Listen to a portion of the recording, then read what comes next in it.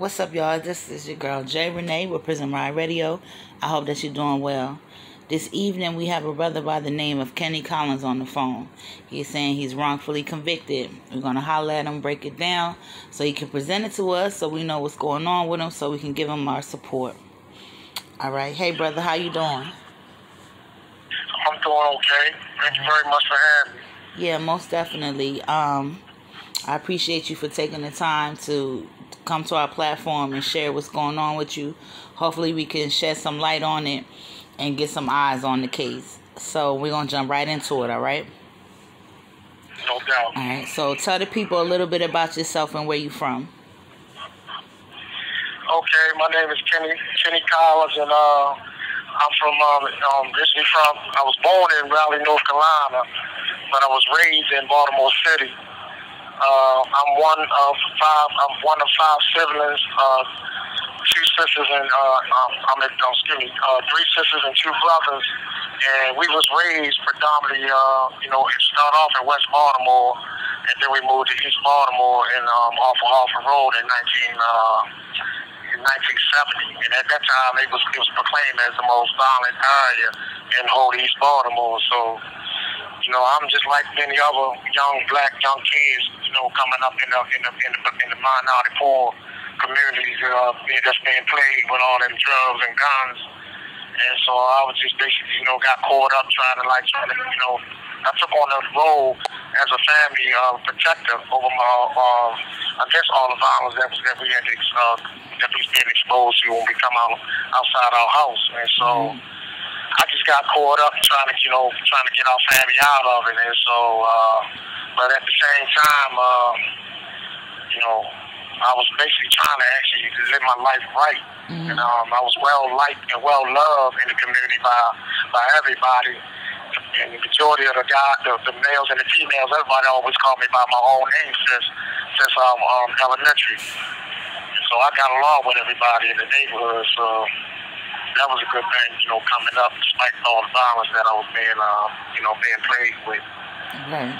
For sure. I was going to say, on 1986, unbeknownst to me, a crime was committed in Baltimore County, and it was two perpetrators that followed an ex-bank vice president from his work at a bank to a disclosed location where he was driving to. They was stalking him, and once he got out the car, one of the perpetrators in the passenger seat jumped out the car, ran up and robbed this man and shot this man and killed this man. And unbeknownst to me, I didn't know nothing about the case because I was living in, I wasn't paying attention to the news. But 7 months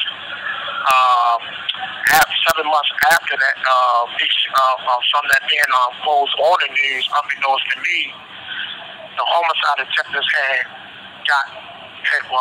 got both these perpetrators. They tracked them down and got both these perpetrators in custody. And they put a jailhouse informant in one of the guys' cell, and he the one wound up telling the jailhouse informant who was the actual guy who was with him. That's how they was able to actually capture the second co-defendant. Okay. And unbeknownst to me, off-duty lieutenant police officer, him and his wife lived a block away from where the murder actually happened. They was in the kitchen. She was cooking dinner. He was talking to her, and both of them heard shots.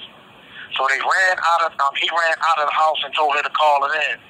He ran to the directions where he heard the shots, and he observed and seen the murderer run from the murder scene and jump into the getaway car. So when the car sped off, he couldn't actually get the make of the car, but once the coroners and the police, you know how the police officers and the coroners go to the crime scene, and they was questioning him, they wound up getting a quasi sketch artist for him to actually help them sketch out who the person he saw. And so the person that he said he saw was a black male between the age of 25 and 30 years old. And his height was like 5'11" to 6'1", and with a full beard. And now I want to actually let you know that I was like 5'7" at that time, and at that time I was 22 years old, and I never had a facial a beard. Okay. And so I'm saying this because I'm making that perfectly clear, so you know the nature of how I was being set up. Now I had when I was going for my preliminary hearing, and when I was going for my preliminary hearing, they put me in. I wanted to change the venue because they had me in the news that I was the actual person who had committed the crime without me even being charged. Wow. So I want to change the venue. Right. So they moved my case from Baltimore County to Prince Anne in Somerset County. And unbeknownst to me, the judge that sent my case to Somerset County, he sent it to a judge whose nickname was Hang 'em High, Hot Dog Simpkins. And the courtroom been there since Abraham Lincoln was president. And so they took it so far away where I wouldn't have no support, family or citizen support in my community. They sent it way out the Eastern Shore, so it was very difficult for me to have any support traveling that far. Right. And so now during the course of what they call recess, like the courtroom deputies, when they was escorting me out of the courtroom, they was telling me, like I said, Mr. Cowles, I was standing there listening to that for a whole half an hour, and that don't even sound like you that they talking about. So he was making me aware that he's paying attention to see that what was being discussed in there was somebody else, that it wasn't me. Okay. And so that was like giving me a clue as to that how that I'm being set up and the actual perpetrators involved. I didn't never even know who they were. Until this day, I don't even know who they are. But they saying they know me through individuals in the neighborhoods that knows me. I didn't find out to that till after they were successfully would ascertain the conviction and sentenced me to death. I was sentenced to death by cyanide poison plus 40 years to the Maryland State Penitentiary. Wow. And I spent 17.5 years on death row. Well, I'm glad you're not on death row no more. Yeah. Go ahead, brother. The floor is yours. And you can continue, please. Say that again? I said the floor is yours. I apologize for interrupting you. Okay, I want to say that if there was no physical evidence, no impartial witness testimony, and no confessions that link me to the crime. See, my wrongful conviction depended entirely upon testimony of 3 unreliable prosecution witnesses. And all 3 witnesses had serious criminal charges that they were facing, that they had got dropped in exchange for their perjury testimony against me to ascertain a conviction. And since then, one has since recanted. Okay. Yeah, just one of their star witnesses had recanted. He saw. It was a guy that was on death row with me that was getting ready to get executed. They had took him away from us from death row and brought him and took him to the death chamber and strapped him up. And he was getting ready to get executed. So that was being aired on the news. And so this one particular witness was seeing that being aired on the news, and he had just previously went to the movie to see the Hurricane Carter movie, and that was getting his conscience up. And so he contacted the Friends of Liberty Service of America, which is like the ACLU, and he talked to the president of the Friends of Liberty Service, and I'm calling because I don't want to see an innocent man being executed. Mm-hmm. And so the president of the Friends of Liberty Service thought that he was talking about the actual person that was getting ready to get executed. But when he mentioned my name, he referred him to the ACLU. Okay. And so then he contacted ACLU and talked to the president of the ACLU and repeated the same thing, that he didn't want to see an innocent man being executed. He did something. He did something years ago, and they get his conscience up, and he didn't want to see an innocent man being executed. And so the president of the ACLU had referred him to my current attorney, which is a part of the Actual Innocent Project. And he's a board member of the ACLU, and he teaches law class at the University of Maryland for over 30 years. And so he contacted him, and they had a conference meeting. And my attorney tried to get him to come to his office, but he was scared to come to his office. So my attorney said, well, you pick a place where you feel safe, and I will meet you there. Mm-hmm. So he picked a place, and so my attorney and one of his constituents that worked in the law firm, both of them met him wherever the disclosed location that the guy wanted him to meet at, and they recorded the conversation about him coming forth and saying that how he lied at my trial, that he was young at the time and he was trying to help his cousin avoid the death penalty, and he was trying to get the reward money. Wow. That's what he told my attorney. And so my attorney filed for a motion for evidentiary hearing to the judge where my case was at, and so once we had the hearing, my attorney showed that my attorney had found out that there was some evidence that my trial attorney never seen that was sealed. So he got a court order to get it unsealed, and it came in a big, huge box with a lot of information in there that told the exoneration that was talking about the actual dues that they had in custody. And so my attorney presented that to the judge, and all that was on the news because my case is a high-profile case. Right. And so he also introduced all this newly discovered evidence to an ex-state's attorney general. And once he showed it to the ex-state's attorney general, he was willing to come to be a character witness on my side against the state, and that was in the news. He signed death warrants before, and he presided over federal cases and state cases, and he signed death warrants before.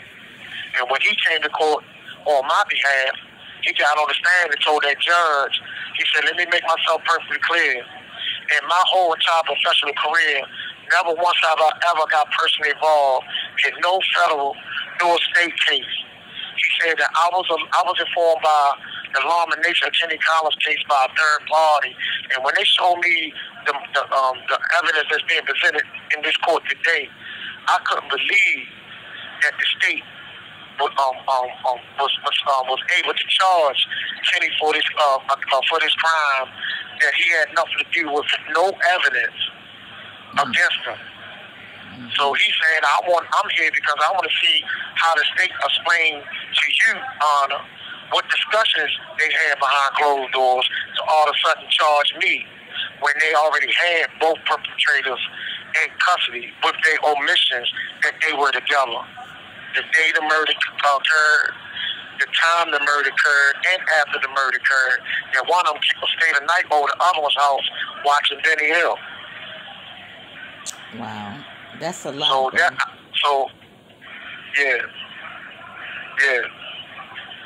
And so what I've been doing since I got these actual innocent attorneys is, and the activist groups, because I'm affiliated with a lot of activist groups too.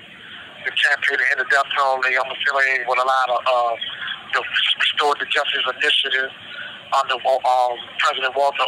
Under the president, his name is Walter Mandela Lomax, and he was exonerated after spending 41 years in prison for a crime that he didn't commit.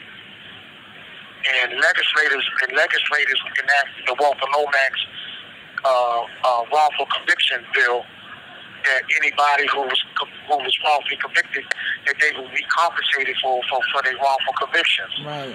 So I'm a part of his organization, and Miss Leah Green, she's a part of CUR, which means Citizens Unite Rehabilitated Earns.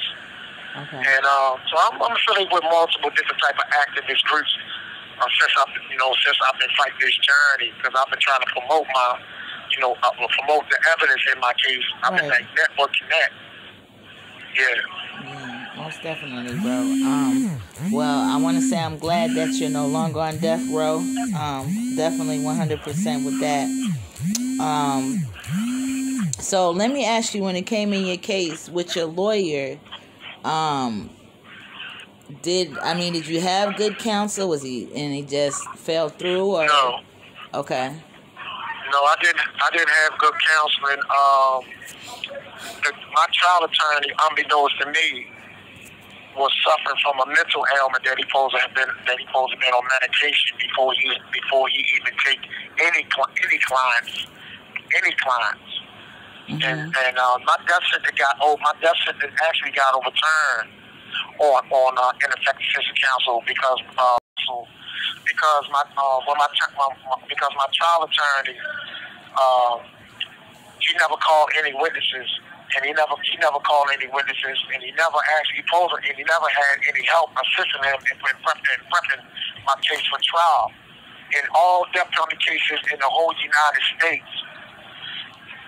judges agreed that there's supposed to be two attorneys to represent the accused, because the state always has two prosecutors that will prosecute that case against the actual person that they're seeking the death penalty against, but they won't make it a law. And so my death sentence got overturned because my attorney, when he got disbarred for not filing his taxes, he hired two psychiatric doctors to do an evaluation of him, and they discovered that he suffered from that mental ailment, which is called diminishing capacity disorder. So he had them to come to court to testify as a witness on his behalf in the federal courts. Right. So now he was using a color analysis chart that was showing the year in which his mental state was fluctuating, and the actual year that he started showing it was 1988. That was the time that he took that was the time frame in which he took my case, and he didn't do nothing. I'm like hitting him, I'm like bumping him in the courtroom, trying to get him to object to the prosecutor's lies. And the judge kept telling me, Mr. Kyle, stop disrupting my courtroom. And I'm telling him, sir, I'm not meaning to be no disrespect the courts, but I'm trying to get him to do his job. He just sitting there letting them put on that testify and put on their performance, setting me up and trying to get a conviction, and they know I had nothing to do with it. And he's not objecting to the lies that they're telling the jury. Wow. And so he's threatening me, telling me if I keep disrupting the courtroom, that he's going to wind up taking my mouth. So I'm taping my mouth. And so I'm like told him that what I'm about to say is not a threat. But I said, man, you got to knock me out to do that. I'm not going to volunteer that you do that. And what you trying to do to me, what y'all trying to do to me, trying to seek the death penalty, trying to execute me to cover up this case, I'm not going to keep quiet. So I kept disrupting the court. Mm-hmm. Yeah, I can definitely. And I also want to let you know, since then, while I was on death row, I was able, through the activist groups, they was helping me create a voice on the outside, because the courts were scared to look at my case. A lot of them were scared of it because they heard about how, they heard about my case. When you got an ex-state's attorney general to come and testify on your behalf against his own constituency, that's speaking volumes about that case. And that's never ever happened before. And so they were scared to touch the case. And so the activist group gave me an avenue to actually, I became like I took the leadership over us on death row, because it was 22 of us that was condemned on death row in the downtown Supermax prison, which was a 23-in-1 prison. And so we created what is called Live from Death Row, where I was able to do speaking events at college. It started off at all the colleges in Maryland, and it was between like 200 to 300 attendants in the auditorium, and they get to ask me Q&A questions like you doing it on doing like today, and it turned out so successful that it went national, and I was able to do it for 28. And I still do speaking engagements, so I've been doing it for 28 years because I've been wrongfully held hostage. Currently now is 35 years. That's and so I've been doing speaking engagements on at colleges. I've been doing speaking engagements, different news publications. I've been on the radio. I also spoke live on PBS to all the entire General Assembly up in Annapolis while I was on death row. They requested, they asked me me and my attorney, would we like to speak live on PBS on the moratorium on Maryland's capital punishment. And so I was able to, I participated in it, and I spoke to all the senators up in the General Assembly from death row. And that was in 2001. And after I've done that, that was being aired on PBS. Then all of a sudden, now everything was starting to switch and move in my favor. As far as the judges started, taking notice to my case, and also that when they abolished the death penalty, based on the 3 cases. And the three individuals, one of them named is Kirk Bloodworth, who got exonerated. His case was... You have 60 seconds remaining. His case made DNA become nationwide, and the other guy was named Kevin Wiggins. In my case, legislators used all 3 of our cases to abolish the death penalty, but the courts are scared to give me any justice. My case is currently in the federal habeas 4th Circuit. It's been there since 2000.